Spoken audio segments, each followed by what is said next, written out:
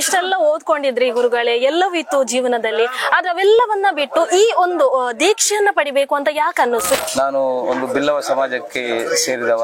ಹುಟ್ಟುವಾಗ ನಮ್ಮ ವಿಧಿ ಅಂತ ಒಂದಿರುತ್ತೆ, ಅದು ತನ್ನಷ್ಟಕ್ಕೆ ಕಾಲ ಬಂದಾಗ ತನ್ನ ಏನು ಗುರಿ ಇರುತ್ತೆ ಆ ಕಡೆ ತನ್ನನ್ನು ತಾನಾಗಿ ಹೇಳ್ಕೊಂಡು ಹೋಗುತ್ತೆ. ಅದು ಭಗವಂತನ ಶಕ್ತಿ.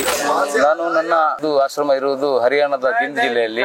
ನಮ್ಮ ಗುರುಗಳು ನಮಗೆ ನಾಗ ದೀಕ್ಷೆ ಕೊಟ್ಟು ನಮ್ಮನ್ನು ಪರ್ವತದಲ್ಲಿ ಮೇಲೆ ಹತ್ತಿ ನಮಗೆ ಅಲ್ಲಿ ಗುಹೆಗಳಲ್ಲಿ ತಪಸ್ಸು ಮಾಡಲಿಕ್ಕೆ ನಮಗೆ ಗುರುಗಳ ಮಾರ್ಗದರ್ಶನ ನೀಡ್ತಾರೆ. ಇತರ ಧರ್ಮಗಳಲ್ಲಿ ಆದರೆ ಈ ಒಂದು ಅವರವರ ಧರ್ಮದಲ್ಲಿ ಇದು ರಕ್ತದ ಓಕಳಿ ಹರಿಯುತ್ತಿತ್ತು. ಇಲ್ಲಿ ಕೋಳಿಗಳು ಅಥವಾ ಕುರಿಗಳು ಏನೇನೋ ಗೋಮಾತೆ ಇಂಥವುಗಳೆಲ್ಲ ರಕ್ತದ ಓಕಳಿಯಲ್ಲಿ ಹೋಗ್ತಿದ್ವು. ತುಳುನಾಡು ನಾಗ ಸಾಧುಲು ಇಜ್ಜೇರ್ ಬಣ್ಣ ಒಂಜಿ ಕೊರತೆತ್ತಂದ್ರೆ ದಾದನ ದೇವರ ಎನ್ನ ಜೀವನ ಗೊಂಜಿ ಅರ್ಥ ಕೊರದು ಎನ್ನ ದೇವರ ಆ ಜಾಗಕ್ಕೆ ಸ್ವೀಕಾರ ಮಾಡ್ತೀನಿ. ಕರಾವಳಿ ಭಾಗದ ಜನಕುಲಂಚ ಮಂಡ ಹಿಂದುತ್ವದ ಭದ್ರಕೋಟೆ ಅಂತ ಬಂದ್ಬೇರು ನಮ್ಮ ಕರಾವಳಿ ಭಾಗವನ್ನು.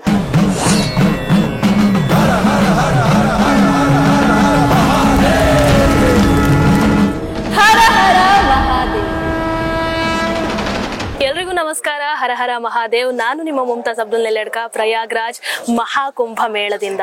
ಇವತ್ತು ನಮ್ಮ ಜೊತೆ ನಮ್ಮ ಕರ್ನಾಟಕದ ದಕ್ಷಿಣ ಕನ್ನಡ ಜಿಲ್ಲೆಯ ನಾಗ ಸಾಧು ಅವರೊಬ್ರು ಇದ್ದಾರೆ. ಬನ್ನಿ ಅವರನ್ನ ಮಾತಾಡ್ಸೋಣ. ಗುರುಗಳೇ ನಮಸ್ಕಾರ. ಹರ ಹರ ಮಹಾದೇವ್. ಹರ ಹರ ಮಹಾದೇವ್. ಗುರುಗಳೇ, ತಮ್ಮ ಹೆಸರು? ನಾಗ ಸಾಧು ಬಾಬಾ ವಿಠಲ್ಗಿರಿ ಮಹಾರಾಜ್ ಅಂತ ಹೇಳಿ. ಗುರುಗಳೇ, ನೀವು ಕರ್ನಾಟಕದಲ್ಲಿ ಪ್ರಾಪರ್ ಆಗಿ ನಿಮ್ಮ ವಾಸಸ್ಥಳ ಎಲ್ಲಿ? ಕರ್ನಾಟಕದಲ್ಲಿ ದಕ್ಷಿಣ ಕನ್ನಡ ಜಿಲ್ಲೆಯ ಹೊಳಲಿ ಶ್ರೀ ರಾಜರಾಜೇಶ್ವರಿ ದೇವಸ್ಥಾನದ ಸಮೀಪದ ಬಂಟ್ವಾಳ ತಾಲೂಕಿನ ಬಡಗಬಿಲ್ಲೂರು ಅಂತ ಹೇಳುವ ಒಂದು ಪುಟ್ಟ ಗ್ರಾಮ ನನ್ನ ಜನ್ಮಭೂಮಿ. ನೀವು ದೀಕ್ಷೆಯನ್ನು ಪಡ್ಕೊಂಡು ಎಷ್ಟು ವರ್ಷಗಳಾಯ್ತು ಗುರುಗಳೇ? ನಾನು ದೀಕ್ಷೆ ಪಡ್ಕೊಂಡು 16 ವರ್ಷ ಆಯ್ತು. ಮೊಟ್ಟ ಮೊದಲಿಗೆ ಮಂಗಳೂರಿನ ನಮ್ಮ ಮೂಡುಬಿದ್ರೆ ಸಮೀಪದ ಕೋನಜಕಲ್ಲು ಸಿದ್ಧಾಶ್ರಮ, ಅಲ್ಲಿ ಬಾಬಾ ರಾಮ್ಜಿ ದಾಸ್ ಮಹಾರಾಜ್ ಅಂತ ಹೇಳಿ ಅವರ ಶಿಷ್ಯನಾಗಿ ನನ್ನನ್ನು 16 ವರ್ಷದ ಮುಂಚೆ ಕೋನಜಕಲ್ಲಲ್ಲಿ ನನ್ನ ಶಿಷ್ಯನಾಗಿ ಸ್ವೀಕಾರ ಮಾಡಿದ್ದೆ. ನಿಮ್ಮ ಬಾಲ್ಯದ ಬಗ್ಗೆ ಹೇಳೋದಾದ್ರೆ ಗುರುಗಳೇ? ಬಾಲ್ಯದಲ್ಲಿ ನಾನು ಒಂದು ಬಿಲ್ಲವ ಸಮಾಜಕ್ಕೆ ಸೇರಿದವ. ಅದರ ನಂತರ ನನ್ನ ವಿದ್ಯಾಭ್ಯಾಸ ಪ್ರಾಥಮಿಕ ಶಿಕ್ಷಣ ನನ್ನದು ಅನುದಾನಿತ ಹಿರಿಯ ಪ್ರಾಥಮಿಕ ಶಾಲೆ ಬಡಗಬೆಳ್ಳೂರು ಇಲ್ಲಿ ನಡೆಯಿತು. ತದನಂತರ ಪ್ರೌಢ ಶಿಕ್ಷಣ ಸರ್ಕಾರಿ ಪದವಿ ಪೂರ್ವ ಕಾಲೇಜು ಬಂಟ್ವಾಳ ತಾಲೂಕಿನ ಬೆಂಜನ ಪದವಿನಲ್ಲಿ ನಡೆಯಿತು. ತದನಂತರ 3 ವರ್ಷ ನಾನು ಮೈಸೂರು ವಿಶ್ವವಿದ್ಯಾನಿಲಯದಲ್ಲಿ ಮುಕ್ತ ವಿದ್ಯಾನಿಲಯದಲ್ಲಿ ಕರೆಸ್ಪಾಂಡೆನ್ಸ್ ಮಾಡಿ ಬಿಕಾಂ ಪದವಿಯನ್ನು ಪಡೆದಿದ್ದೇನೆ. ಇಷ್ಟೆಲ್ಲ ಓದ್ಕೊಂಡಿದ್ರಿ ಗುರುಗಳೇ, ಎಲ್ಲವಿತ್ತು ಜೀವನದಲ್ಲಿ, ಆದ್ರೆ ಅವೆಲ್ಲವನ್ನ ಬಿಟ್ಟು ಈ ಒಂದು ದೀಕ್ಷೆಯನ್ನ ಪಡಿಬೇಕು ಅಂತ ಯಾಕೆ ಅನ್ನಿಸ್ತು? ಎಲ್ಲವನ್ನ ಬಿಟ್ಟು ಅದಕ್ಕೆ 2 ಕಾರಣ ಇದೆ ನನ್ನ ಬಳಿ.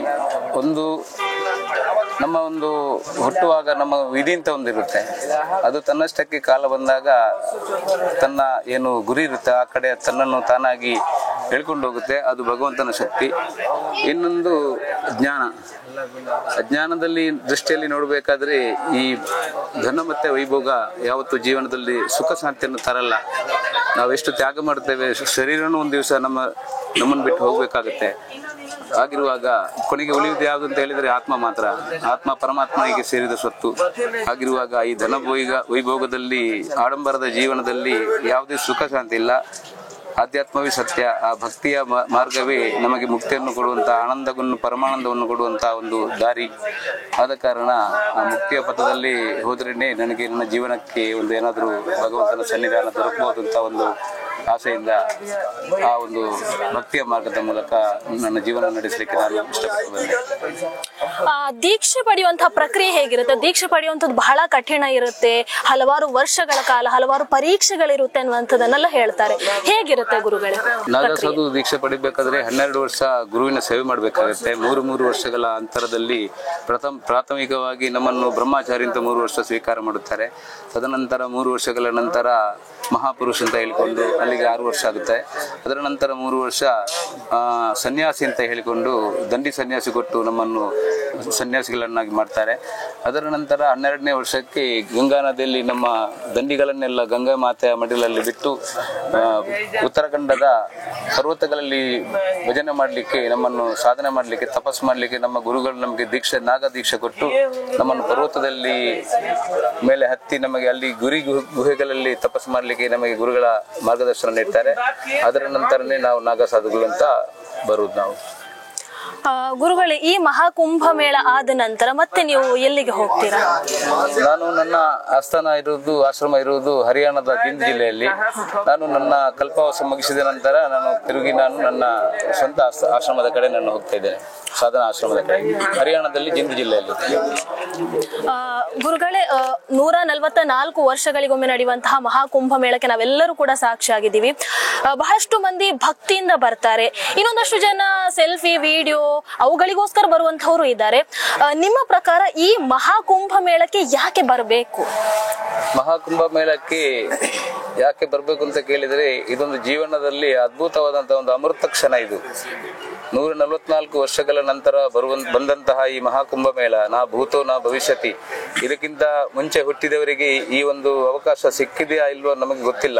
ಯಾಕಂದ್ರೆ ಮನುಷ್ಯ ತನ್ನ ಜೀವಿತಾವಧಿಯಲ್ಲಿ 144 ವರ್ಷಗಳ ಸುದೀರ್ಘ ಒಂದು ವಯಸ್ಸನ್ನು ಪಡ್ಕೊಂಡು ಭಗವಂತನಿಂದ ಬದುಕುವುದು ತುಂಬಾ ಕಷ್ಟದ, ತುಂಬಾ ವಿರಳ. ಆದ ಕಾರಣ ಇನ್ನು ಮುಂದಿನವರಿಗೆ ಸಿಗ್ತದ ಇಲ್ವೋ ಗೊತ್ತಿಲ್ಲ. ಆದ ಕಾರಣ ಇದು ನಾ ಭೂತೋ ನಾ ಭವಿಷ್ಯತಿ, ಏನೋ ನಾವು ಪುಣ್ಯ ಮಾಡಿದ್ದೇವೆ, ನಮಗೆ ನಮ್ಮ ಜೀವಿತದ ಈ ಅವಧಿಯಲ್ಲಿ ನಮಗೆ ಇದನ್ನು ಕಾಣುವಂತಹ ಒಂದು ಸೌಭಾಗ್ಯ ಭಗವಂತ ಕೊಟ್ಟಿದ್ದಾನೆ. ಸಂಗಮ ಅಂತ ಹೇಳಿದ್ರೆ, ಇಲ್ಲಿ ತಾಯಿಯ ಮನೆಗೆ ಹೇಗೆ ಮಕ್ಕಳು ತನ್ನ ತಾಯಿಯ ಮಡಿಲಿಗೆ ಹೇಗೆ ವರ್ಷಕ್ಕೊಮ್ಮೆ ಬರ್ತಾರೆ ಮಕ್ಕಳು, ಹಾಗೆ 14 ವರ್ಷಕ್ಕೆ 12 ವರ್ಷಕ್ಕೆ ಬರುವಂತಹ ಮಹಾಕುಂಭ ಮೇಳದಲ್ಲಿ ಗಂಗಾ, ಜಮುನಾ, ಸರಸ್ವತಿ ಎನ್ನುವಂತಹ ದೇವ ನದಿಗಳು ತಮ್ಮ ತಾಯಿಯ ಎನ್ನುವಂತಹ ಗರ್ಭಕ್ಕೆ ವಾಪಸ್ ತವರು ಮನೆಗೆ ಬರುವಂತಹ ಒಂದು ತಾಯಿಯ ಮಡಿಲಿನ ತರ ಸಂಗಮ. ಇಲ್ಲೆಲ್ಲರೂ ಸಂಗಮ ಆಗ್ತಾರೆ. ಇಲ್ಲಿ ಗುರು ಶಿಷ್ಯರ ಸಂಗಮ ಆಗುತ್ತೆ, ಪ್ರಕೃತಿ ಪುರುಷರ ಸಂಗಮ ಆಗುತ್ತೆ, ಶಿವಶಕ್ತಿಗಳ ಸಂಗಮ ಆಗುತ್ತೆ. ಎಲ್ಲ ತಾಯಿಯ ಮಕ್ಕಳ, ಎಲ್ಲರ ಪಶು ಪಕ್ಷಿಗಳ, ಗಿಡ ಮರಗಳ ಎಲ್ಲವೂ ಇಲ್ಲಿ ಸಂಭ್ರಮದ ಒಂದು ಮನೆ ಮಾತಾಡಿದೆ. ಹಾಗಿರುವಾಗ ಈ ಒಂದು ಅದ್ಭುತ ಕ್ಷಣಗಳಲ್ಲಿ ಭಾಗಿಯಾಗಿ ನಮ್ಮ ಧರ್ಮ ಏನು ಹೇಳುತ್ತೆ, ನಮ್ಮ ಗುರು ಹಿರಿಯರು ಏನ್ ಹೇಳ್ತಾರೆ ಅಂತ ಹೇಳಿದ್ರೆ, ಈ ತ್ರಿವೇಣಿಯ ಸ್ನಾನದಲ್ಲಿ ಮಾಡಿದರೆ ಮಿಂದೆದ್ದರೆ ನಮ್ಮ ಈ ಶರೀರ ಮಾಡಿದಂತಹ ಅದರಲ್ಲಿರುವಂತಹ ಕರ್ಮ ಪಾಪ ಕರ್ಮಗಳೆಲ್ಲ ನಶಿಸಿ ನಮಗೆ ಪುಣ್ಯ ಪ್ರಾಪ್ತಿಯಾಗಿ ನಮ್ಮ ಮುಂದಿನ ದಾರ ಸುಗಮ ಆಗುತ್ತೆ ಅಂತ ಹೇಳಿ ನಮ್ಮ ಸನಾತನದ ನಂಬಿಕೆ.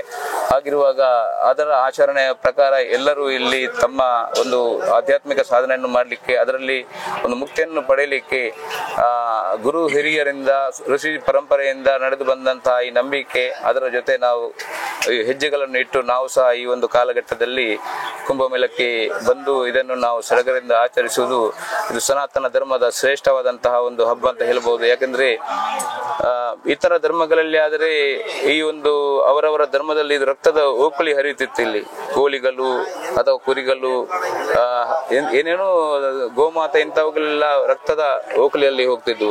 ಆದ್ರೆ ಇದು ಸನಾತನ, ಇಲ್ಲಿ ಹಿಂಸೆ ಇಲ್ಲಿಗೆ ಅವಕಾಶ ಇಲ್ಲ.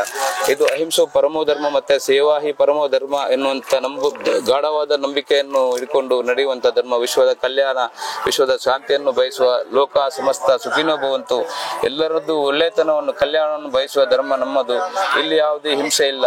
ಇಲ್ಲಿ ಎಲ್ಲ ಹೋಮ ಹವನ, ರಾಮಕಥೆ, ಕೃಷ್ಣ ಕಥೆ, ರಾಮಲೀಲಾ, ಹರಿಕಥೆ, ಮಂತ್ರ, ವೇದ, ಘೋಷ, ಉಪನಿಷತ್ ಇಂಥದ್ದೇ ಎಲ್ಲ ಇಲ್ಲಿ ಭಾಗವತ ಮುಂತಾದ ಆಧ್ಯಾತ್ಮಿಕ ಒಂದು ಇದಕ್ಕೆ ಮಾತ್ರ ಅವಕಾಶ. ಇದರಲ್ಲಿ ಇಲ್ಲಿ ಹಿಂಸೆ ಇಲ್ಲ. ಎಲ್ಲಿ ಹಿಂಸೆ ಇಲ್ವೋ ಅಲ್ಲಿ ಅದೇ ಭಗವಂತನ ಸನ್ನಿಧಾನ. ಎಲ್ಲಿ ಹಿಂಸೆ ಇರುತ್ತೋ ಅದು ಧರ್ಮ ಆಗ್ಲಿಕ್ಕೆ ಸಾಧ್ಯ ಇಲ್ಲ. ಅಹಿಂಸೆ ಪರಮೋ ಧರ್ಮ, ಅಷ್ಟೇ ಹೇಳಬಲ್ಲೆ ನಾನು.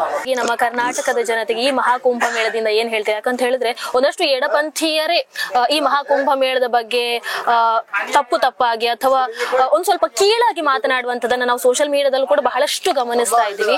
ಹಾಗಾಗಿ ಏನ್ ಹೇಳ್ತೀರಾ? ಇದೊಂದು ಇವಾಗ ಒಂದು ಸಾಮಾನ್ಯವಾಗಿದೆ. ಯಾಕಂದ್ರೆ ಒಬ್ಬರು ಹೆಸರು ಕೇಳಬೇಕಾದ್ರೆ, ಹೆಸರು ಗಳಿಸಬೇಕಾದ್ರೆ ಏನಾದ್ರೂ ಕೆಟ್ಟದಾಗಿ ಸನಾತನ ಧರ್ಮವನ್ನು ದೂರುವುದು ಒಂದು ವಾಡಿಕೆ ಆಗಿದೆ. ಅದರ ಮುಖಾಂತರ ಒಂದು ಪ್ರಚಾರಕ್ಕೆ ಬರುವುದು, ಇಂಥದ್ದೆಲ್ಲ ಒಂದು ಅಡ್ಡದಾರಿ ಹಿಡ್ಕೊಂಡು ಮನುಷ್ಯ ಮುಂದೆ ಬರಲಿಕ್ಕೆ, ತನ್ನ ಹಿತಾಸಕ್ತಿಗಳನ್ನು ಬಯಸ್ಲಿಕ್ಕೋಸ್ಕರ ಈ ತರ ಮಾಡುದು ಅದು ಅಕ್ಷಮ್ಯ ಅಪರಾಧ. ಯಾಕಂದ್ರೆ ಧರ್ಮ ದ್ರೋಹಕ್ಕಿಂತ ದೊಡ್ಡದಾದ ದ್ರೋಹ ಇಲ್ಲ. ಅದು ಮುಂದೆ ನಾವು ನೋಡ್ಬೇಕು, ಅದರ ಬಗ್ಗೆ ಯೋಚನೆ ಮಾಡಬೇಕು. ಕರ್ನಾಟಕದ ಜನತೆಗೆ ನಾನು ಎಷ್ಟೇ ಹೇಳಲಿಕ್ಕೆ ಬಯಸ್ತೇನೆ, ಇಂಥ ಒಂದು ಎಡಬಿಡಂಗಿಗಳ ಕಿವಿ ಮಾತಿಗೆ ನಾವು ಕಿವಿ ಕೊಡದೆ, ನಮ್ಮದೇನು ಗುರು ಹಿರಿಯರಿಂದ ಬಂದ, ನಮಗೆ ನಮ್ಮ ಕುಲದಿಂದ, ನಮ್ಮ ಗುರು ಹಿರಿಯರಿಂದ, ನಮ್ಮ ಸಮಾಜದಿಂದ, ನಮ್ಮ ಧರ್ಮದ ಗುರುಗಳಿಂದ ನಮಗೆ ಆಶೀರ್ವಾದ ಏನು ಧರ್ಮದ ಸಂಸ್ಕಾರ ಶಿಕ್ಷಣ ಕೊಟ್ಟಿದ್ದಾರೆ, ಅದನ್ನೇ ನಂಬಿ ನಿತ್ಯ ಶಾಶ್ವತವಾದಂತ ಧರ್ಮದ ದಾರಿಯಲ್ಲಿ ಬನ್ನಿ. ಇಂಥ ಒಂದು ದುಷ್ಟರ ಕಿವಿ ಮಾತಿಗೆ ನಾವು ಗಮನ ಕೊಡದೆ ಒಳ್ಳೆಯದನ್ನು ನಾವು ಸ್ವೀಕರಿಸೋಣ, ಅಂತ ಗುಣಗಳನ್ನು ಬೆಳೆಸೋಣ. ತುಂಬಾ ಜನ ಕರ್ನಾಟಕದಿಂದ ಈ ಸಲ ಕುಂಭಮೇಳಕ್ಕೆ ತುಂಬಾ ಖುಷಿಯಿಂದ ಹರ್ಷದಿಂದ ಬಂದಿದ್ದಾರೆ. ಇಲ್ಲಿ ನಾನು ಅನುಭವಿಸಿದ್ದೇನೆ. ನನ್ನ ಆಶ್ರಮದಲ್ಲೂ ತುಂಬಾ ಜನ ಆಲ್ಮೋಸ್ಟ್ ಎಲ್ಲ 90% ಎಲ್ಲ ಕರ್ನಾಟಕದಿಂದ, ನಮ್ಮ ಕರ್ನಾಟಕ ಧ್ವಜನೇ ಹಾಕಿದ್ದೇವೆ ನಾವು. ತುಂಬಾ ಹೆಮ್ಮೆ ಆಗ್ತಿದೆ. ಈ ತರ ಒಂದು ಒಗ್ಗಟ್ಟು ನಮ್ಮ ಕನ್ನಡದ ಜನರು ಎಲ್ಲರೂ ಒಂದು ಕಡೆ ಸೇರುವಂತ ಅಪೂರ್ವವಾದ ಒಂದು ಸಂಗಮ. ಈ ಸಂಗಮ ಇಲ್ಲಿ ಎಲ್ಲರೂ ಖುಷಿಯಾಗಿದ್ದಾರೆ. ಅದೇ ತರ ನಿಮ್ಮ ಜೀವನದಲ್ಲೂ ಎಲ್ಲೆಲ್ಲೂ ಯಾರೆಲ್ಲ ಕುಂಭಮೇಳಕ್ಕೆ ಬಂದಿದ್ದೀರಾ, ನಿಮ್ಮದ ಎಲ್ಲ ಜೀವನದಲ್ಲೂ ಭಗವಂತ ನಿಮಗೆ ಸುಖ ಶಾಂತಿ ಆರೋಗ್ಯ ಕೊಟ್ಟು ಇನ್ನು ಮುಂದೆ ಬರುವಂತಹ ಧರ್ಮ ಕಾರ್ಯದಲ್ಲೂ ನಾವೆಲ್ಲರೂ ಒಗ್ಗಟ್ಟಾಗಿರುವ ಹಾಗೆ ನಿತ್ಯ ಸಂಪರ್ಕದಲ್ಲಿ ಇರೋಣ. ಎಲ್ಲರಿಗೂ ಆನಂದ ಮಂಗಳವನ್ನು ಭಗವಂತ ಕೊಡ್ಲಿ. ಓಂ ನಮೋ ನಾರಾಯಣ. ಗುರುಗಳೇ, ತುಳುಟ್ಟೊಂಜಿ ತುಳುನಾಡದ ಒಂಜಿ ಬಾಳೆ ಯಾನ್ಲ ತುಳುನಾಡದಿ ಪುಟ್ಟದು ಗೊಬ್ಬದು ಮಲ್ಲಾದ ಬೈದಿನ ಯಾನಿನಿ ಅಂಚಾದ ತುಳುನಾಡದ ಒಂಜಿ ದೇವರಿಗೆ ದಾದನ ಒಂಜಿ ಸೇವೆ ಸಲ್ಲೋಡಿತ್ತಂದ್ರೆ ತುಳುನಾಡು ಏರ್ಲ ನಾಗ ಸಾಧುಲು ಇಜ್ಜೇರ್ ಪಂಪಿನ ಒಂಜಿ ಕೊರತೆತ್ತಂದ್ರೆ ದಾದನ ದೇವರ ಎನ್ನ ಜೀವನ ಒಂಜಿ ಅರ್ಥ ಕೊರದು ಎನ್ನ ದೇವರ ಆ ಜಾಗಕ್ಕೆ ಸ್ವೀಕಾರ ಮಾಡ್ತಿನೆಟ್ಟು ತುಳುನಾಡಲ ಒಂಜಿ ತ್ಯಾಗ ಮಲ್ಪ ಧರ್ಮಗೋಸ್ಕರ ತ್ಯಾಗ ಮಲ್ಪ ನಾಕಲು ಉಲ್ಲೇರಿಗೆ ಪಂಪಿನ ಒಂಜಿ ಆ ಶಕ್ತಿ ಭಗವಂತೆ ಯಾರನ್ನ ಅನುಗ್ರಹ ಯಾನೊಂಜಿ ನಿಮಿತ್ತ ಮಾತ್ರ ಯಾನು ಪಂಪಿನ ತಾಲಜ್ಜಿ ದೇವರ ಎಂಕೊಂಜಿ ಆ ದಾದನ ಏನೋ ಒಂಜಿ ಜನ್ಮೋಡು ಪುಣ್ಯ ಮಾಡ್ತದೆ ಭಗವಂತ ಎಂಕೊಂಜಿ ಮಾತಿರಲ್ಲ ಮೋಕೆ ತಿಕ್ಕುಲೇಕ ಈ ಜಾಗದ ಒಂಜಿ ನಾಗಾ ಸಾಧು ನಮ್ಮ ಊರದ ನಾಗಾ ಸಾಧು ಪಂಪಿನ ಮಸ್ತ್ ಅಭಿಮಾನ ಪ್ರೀತಿ ಏನಕೈತರಿ ಸಮುದ್ರದ ಲೆಕ್ಕ ಇಡೀ ಜನಗಳು ಪೂರ ನಾಡೊಂದು ಬರಂದಿಲ್ಲ ಏನ್ ಮಾತೆರೆಗಳ ಸಂಪರ್ಕ ಮಲ್ಪರೆ ಆತಜಿ ಐಕೋಸ್ಕರ ಏನು ನಾಳರ ಊರಿಗೆ ಪಂಪಿನ ಟೈಮ್ ಮಾತೆರೆಲ್ಲ ಸಂಪರ್ಕ ಮಲ್ಪನಂಜಿ ಎನ್ನ ಪ್ರಯತ್ನ ಮಲ್ಪ ಎಂಕ್ ಅವಕಾಶ ಮಾತೆರೆಲ್ಲ ಪಾತೆರೆ ಅಕ್ಲೇನ ಸಮಾಧಾನ ಮಲ್ಪರೆ ಅಕ್ಲೇನ ಉಪಚಾರ ಮಲ್ಪರೆ ಎಂಕ್ ಜನ ಶಕ್ತಿ ಇತ್ತಿನಾತ ಏನ್ ಮಲ್ತದೆ ಐಟಿಂಗ್ ಸಮಾಧಾನ ಉಂಡು ಅಂದ ಯಾನು ಒರಿ ಇತ್ತಿನಟ ನನಾತ್ ತುಳುನಾಡದ ಜನಕುಲು ಇಂಚಿನ ಒಂಜಿ ನಾಗ ಸಾಧನ ದೀಕ್ಷೆ ನಿಕುಲು ದೆತ ನೋಡು ನನಾತ್ ಜವಣೇರ್ ನಕುಲು ಈ ಧರ್ಮದ ಬೇಲೆಗೆ ಎಂಕಲ ಒಂಚೂರು ಸಪೋರ್ಟ್ ಆಪ್ ನಿಕುಲು ಬರ್ತಂಡ ನಮ್ಮ ಒಂಜಿ ಊರ್ದಕುಲು ಮಾತ್ರ ಸೇರಿದ ಒಂಜಿ ಎಲ್ಲ ಮಟ್ಟ ನಮ್ಮ ಒಂಜಿ ಶಾಲೆ ನಾಗ ಅಖಾಡ ನಮಲ ಮಲ್ಪುಗ ಐತ ಮುಖಾಂತರ ಧರ್ಮ ರಕ್ಷಣೆ ನಮ್ಮ ಕರಾವಳಿ ಭಾಗದ ಜನಕುಲೆಂಚ ಮಂಡ ಹಿಂದುತ್ವದ ಭದ್ರಕೋಟೆ ಅಂತ ಬಂದ್ಬೇರು ನಮ್ಮ ಕರಾವಳಿ ಭಾಗವನ್ನು ಆಯ್ತಾ ಒಂಜಿ ಗರಿಮೇನೆ ನಮ್ಮ ಉರಿಪಾಗ ಕೇವಲ ಅಲ್ಪ ಕುಲೊಂದು ದುಶ್ಚಟಕ್ಕೆ ಬರೋ ಬಲಿಯ ಒಂದೇ ಎಡ್ಡ ರೀತಿಯ ಸಂಸ್ಕಾರವನ್ನು ದಿತೊಂದು ಇಂಚಿನ ಧರ್ಮ ಕ್ಷೇತ್ರಗಳು ಇಡೀ ಭಾರತ ಸಂಚಾರ ಮಲ್ತದೆ ಸನಾತನ ಧರ್ಮದ ಸೇವೆ ಮಲ್ಪನ ಅವಕಾಶ ನಂಕೊಂಡು ನಮ್ಮ ಜೀವನ ಪಾವನ ಮಲ್ಪುಗ ನಮ್ಮ ಮಾತ ಒಗ್ಗಟ್ಟಿಪ್ಪುಗ ದಾದಲ್ಲ ಏರ್ನಲ್ಲ ಪಾತೆರವು ಕೆಬಿಕೋರುಡಂದಲಜ್ಜಿ ನಮ್ಮ ಮಾತೆರ್ಲ ತುಳುನಾಡು ಏಪಲ ಸೂರ್ಯಚಂದ್ರ ಇತ್ತಿನ ಮುಟ್ಟಲ್ಲ ನಮ್ಮ ಧರ್ಮ ನಮ್ಮ ರಕ್ಷಣೆ ಮಲ್ಪನ ನಮ್ಮ ಕರ್ತವ್ಯ ನಮ್ಮ ಪಾಲ್ಡುಂಡು ಒಯ್ಕಲ ಪೋಟಿಡ್ಚಿ ಯಾನ್ ನಿಕ್ಲನ ಒಟ್ಟಿಗೆ ಮಾತೆರ್ನಲ್ಲ ಒಟ್ಟಿಗೆ ಯಾನ್ಲ ನಿಕ್ಲನ ಒಟ್ಟಿಗೆ ಏಪಲ ಉಲ್ಲೆ ಮನ್ಪನ ಒಂಜಿ ಏನ್ ಭರವಸೆ ಕೊರ್ಪೆ ನಿಕ್ಲಿಗೆ ಮಾತೆರೆಗಳ ದೇವರೆಡ್ಡೆ ಮಲ್ಪಡೆ. ಓಂ ನಮೋ ನಾರಾಯಣ. ನೀವೆಲ್ಲ ಹಿತ ನುಡಿಗಳಿಗೆ ಧನ್ಯವಾದಗಳು ಗುರುಗಳೇ. ಹರ ಹರ ಮಹಾದೇವ. ನಾರಾಯಣ. ಟಿವಿ ವಿಕ್ರಮ, ದೇಶ ನಿಮ್ಮ ಕೈಯಲ್ಲಿ. ಈ ಕಾರ್ಯಕ್ರಮ ನಿಮಗೆ ಇಷ್ಟ ಆಗಿದ್ದಲ್ಲಿ ಲೈಕ್, ಶೇರ್ ಹಾಗೂ ಕಮೆಂಟ್ ಮಾಡಿ. ಟಿವಿ ವಿಕ್ರಮದ ಕಾರ್ಯಕ್ರಮಗಳನ್ನು ನಿರಂತರವಾಗಿ ವೀಕ್ಷಿಸಲು ಸಬ್ಸ್ಕ್ರೈಬ್ ಮಾಡಿ, ಬೆಲ್ ಐಕನ್ ಒತ್ತಿ.